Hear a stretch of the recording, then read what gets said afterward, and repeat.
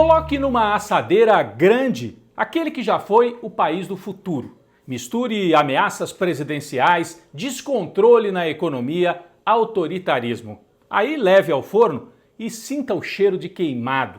Na hora de servir na mesa, você vai ver o resultado da nossa receita da semana. Brasil, o país da mordaça, do desemprego explosivo, dos impasses na economia. Para completar, o molho da censura. A primeira-dama tentou até proibir música, mas não deu certo. Virou um sucesso nas redes sociais. Está começando agora a terceira edição do Tempero da Notícia.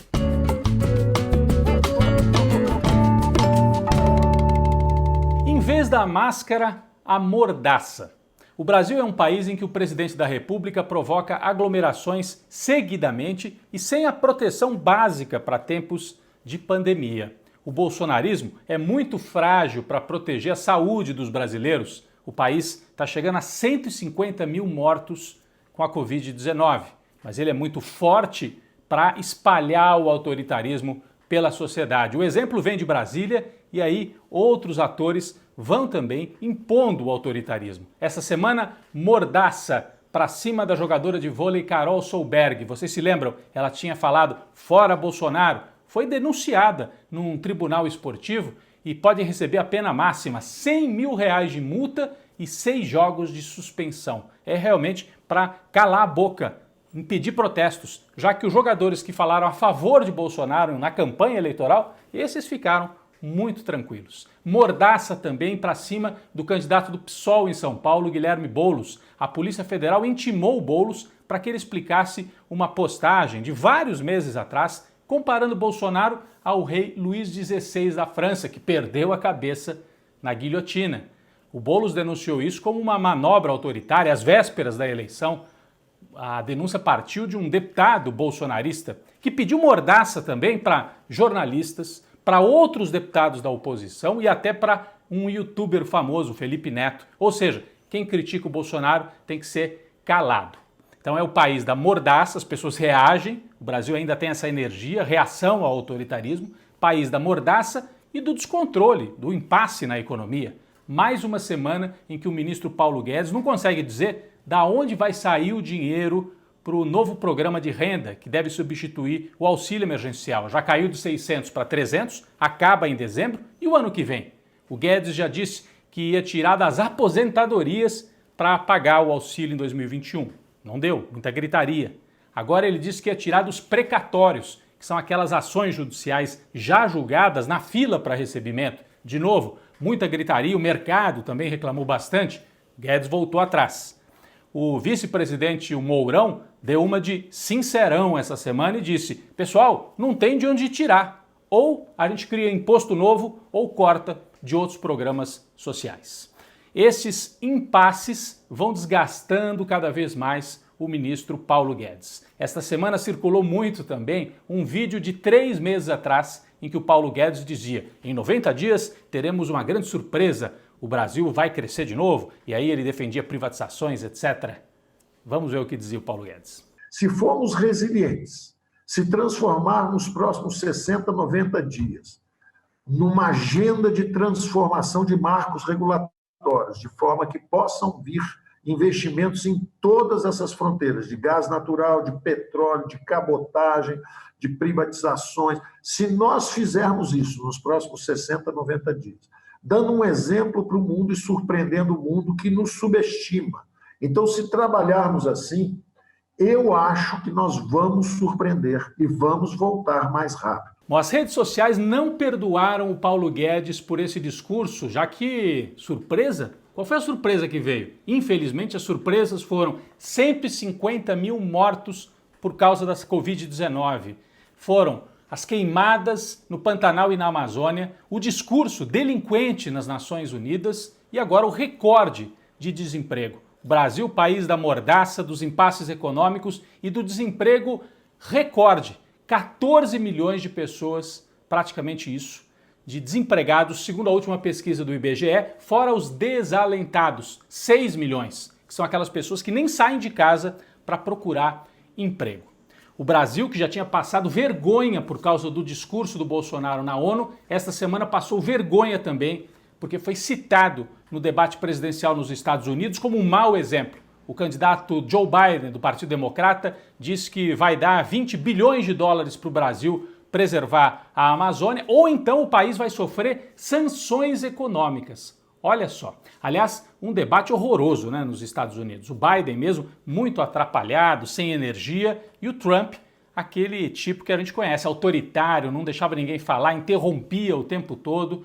Tanto que o Trump acaba de anunciar que ele e a esposa estariam com Covid-19. Será que estão mesmo?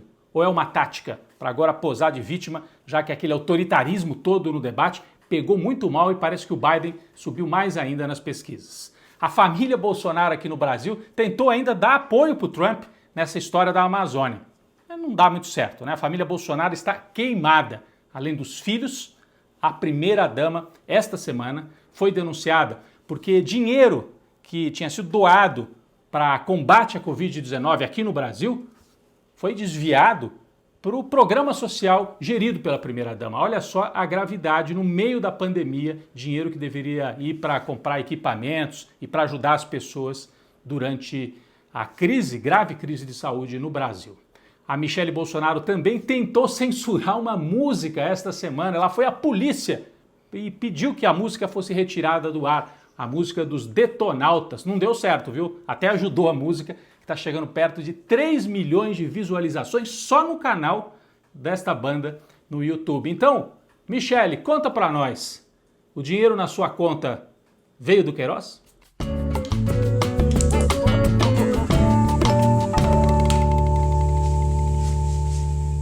Bom, quem vai para a panela de pressão esta semana são os golpistas na Bolívia, nosso vizinho aqui do lado, né?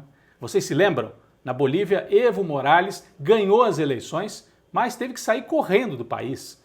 Ele sofreu, inclusive, ameaças de morte. O Evo Morales está exilado na Argentina. Assumiu no lugar dele uma presidenta golpista de extrema-direita, a Jeanine Áñez. E agora ocorreriam as novas eleições na Bolívia, vão acontecer logo mais. A Jeanine Áñez era uma das candidatas da direita nesta nova eleição. O Evo Morales está proibido de concorrer. Mas, para surpresa de muita gente, o que acontece? Olha só o resultado das pesquisas eleitorais. O candidato do Evo Morales, Luiz Arce, aparece em primeiro lugar e muito perto de ganhar as eleições no primeiro turno.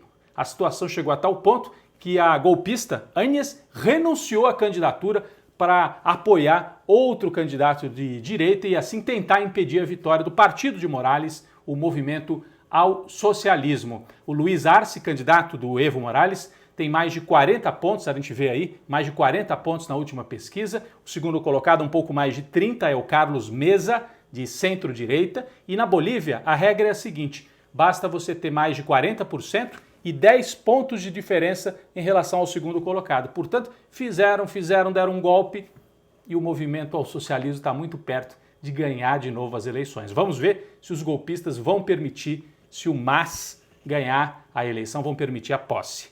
Uma notícia boa veio do Equador essa semana. Também havia uma tentativa de proibir o partido de Rafael Correa de concorrer às eleições. Vejam só, Lula no Brasil, Rafael Correa no Equador, Evo Morales na Bolívia. Não é por acaso, tem uma articulação internacional, uso da justiça para barrar os partidos de esquerda e de centro-esquerda. Mas no Equador houve pressão popular e a justiça teve que aceitar a candidatura. O partido de Rafael Correa vai para a eleição. O Uruguai é um pouquinho diferente. A notícia desta semana, eleições locais para as intendências, como eles chamam, e o partido de esquerda, a Frente Ampla, ganhou a capital, Montevidéu, a principal região ali em torno de Montevidéu também, e mais uma intendência de Salto. O partido de direita, o Partido Nacional do atual presidente, ganhou praticamente todas as regiões no interior do país. Então o Uruguai é uma exceção onde as regras democráticas continuam funcionando. Em outras partes da América do Sul, a direita vai apostando no autoritarismo, no golpe e no uso da justiça. No Uruguai, o detalhe, é uma mulher que ganhou a intendência ou a prefeitura de Montevidéu, parecido com o Brasil, né? Onde as mulheres também são destaque nas eleições municipais.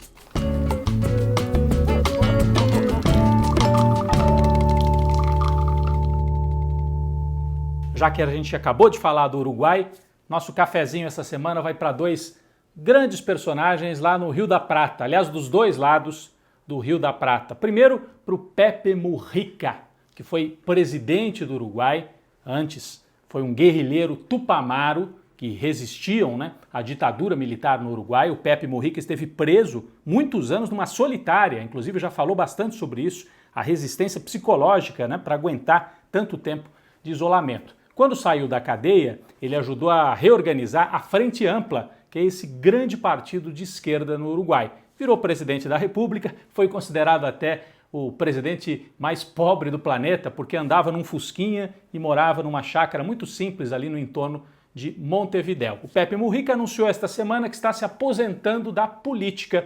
Vai continuar nos bastidores, certamente conversando com a juventude, que é o que ele gosta de fazer aos 85 anos de idade. E do outro lado, do Rio da Prata, nosso cafezinho também para o grande Quino, desenhista da personagem Mafalda e de outros personagens.